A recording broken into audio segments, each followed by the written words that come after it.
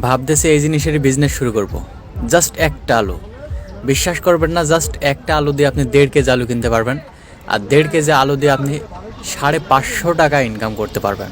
আমি তো মানে ভাবতেই পারতেছি না।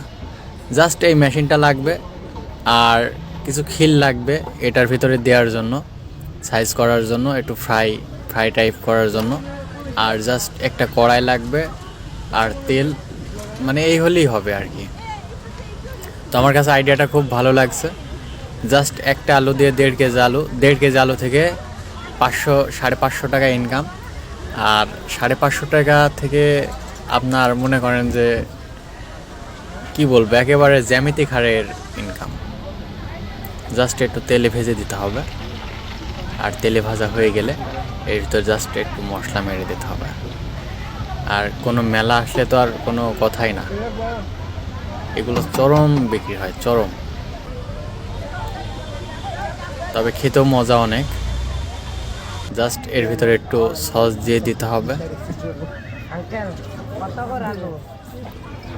আর একটু ঝাল, লবণের গুঁড়া, এই আর কি। তাছাড়া তেমন বেশি খাটনি না। তবে মেশিনটার দাম একেবারেই কম, তেমন একটা বেশি না, 2600 টাকা। জাস্ট অসাধারণ বিজনেস ভাই। হচ্ছে আলুর ফ্রাই, দারুণ একটা জিনিস। আমার কাছে মোটামুটি ভালো লাগে। আলুর ফ্রাই যেমন হয় চিপস, সেম টাইপের আর কি।